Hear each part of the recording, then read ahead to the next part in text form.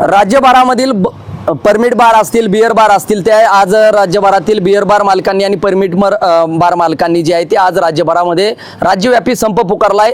जी दरवाढ केलेली आहे शासनानं, वॅट दरवाढ जी आहे ती तातडीनं मागे घेण्याच्या मागणीसाठी सोलापूरमध्ये या बंदला प्रतिसाद मिळताना पाहायला मिळतोय। मी सध्या सोलापूरच्या माड्यामध्ये आहे। माड्यातील जवळपास 110हून अधिक बिअर बार आणि परमिट जी बारची जी आहे ती संख्या आहे। आणि आपल्या समेत काय परमिट बार मालक आहेत, तर नेमकं काय आहे आज बंद ठेवताय तालुक्याभरामधील अनेक बिअर बार जे मालक आहेत ते बंद पुकारलाय, नेमकी ठोस मागणी काय आहे? शासनाने 1 नोव्हेंबर 2023ला 5% व्हॅट होता तो वाढवून 10% केलेला आहे। आणि दरवर्षी जे नूतनीकरणाची जी फी असते त्याच्यामध्ये 15% वाढ केलेली आहे।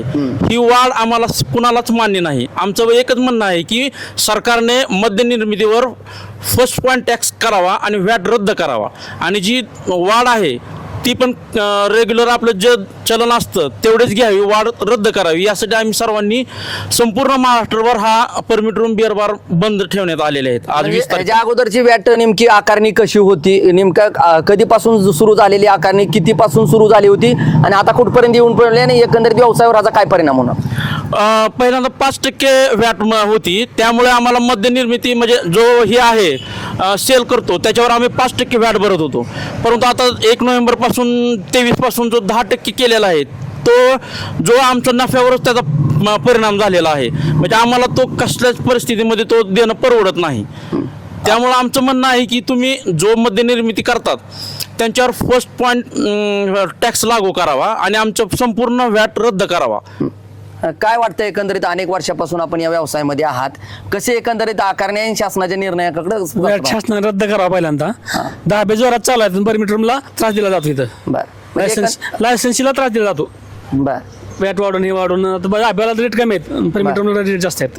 आपण जर पाहिलं तर अनेक ठिकाणी अनधिकृत दारू देखील विकली जाते राज्यभरामध्ये, छापे टाक मारले जातात, राज्य उत्पादन शुल्क कारवाई करते, मात्र ती कागदोपत्रीच कारवाई राहते आणि एकीकडे अधिकृत बिअर बार मालकावर हा कुठं अन्याय मानायचा? हो, हा अन्यायच आहे।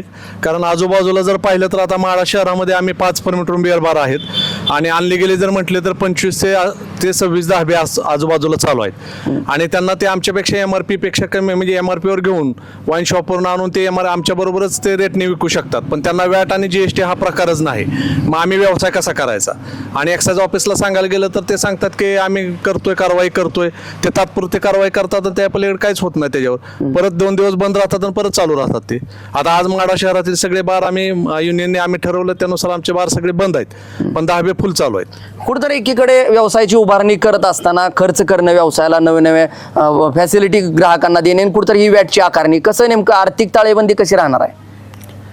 आम्ही आर्थिक कर्ज काढून आमचे शेषा जे आहे ते 50 लाखाचे ह्याचं कर्ज भरूनच आम्ही मारा लागलो। कारण ही व्याट जे 5% वाढव 5%चा 10% केला आहे, ह्याच्यामुळे आमच्यावर खूप अन्याय झालेला आहे।